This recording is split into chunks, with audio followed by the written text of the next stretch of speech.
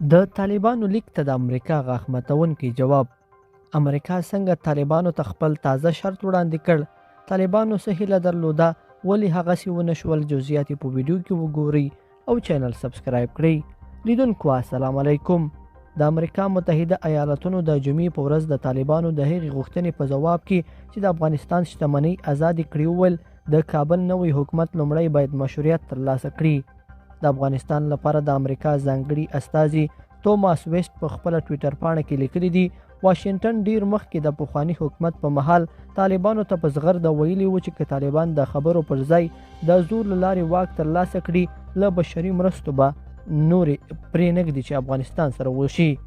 ښاغلي ویسټ وایي چې طالبانو هماغه کار وکړ چې امریکا ورڅخه غوښتي وو چې ویې نه کړي.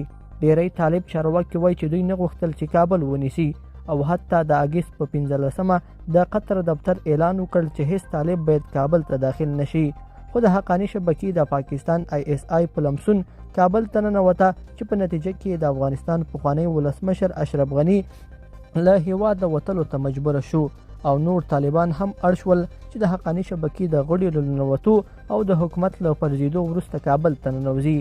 د افغانستان لپاره د امریکا ځانګړي استازی وایي مشروعیت او ملاتړ باید د تروریزم پر ضد په اقدام د ټول ګډون حکومت په جوړولو او د اقلیتونو او د تعلیم او کار په شمول د ښځو او نجونو د حقونو په منلو ترلاسه شي.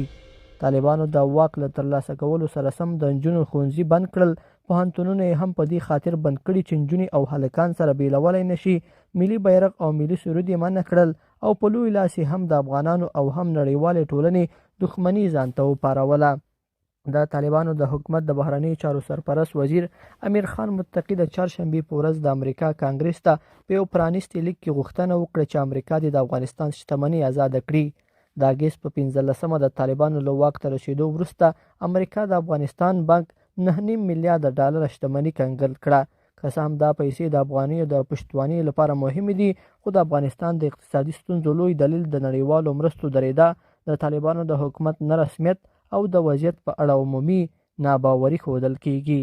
لیدونکو په دې هیله چې دا مطلب به مو تر پایه لیدلی وي. کومه ویډیو خوښه شوې ویډیو لایک کړئ او چینل سبسکرایب کړئ. تر بیا ښه وخت.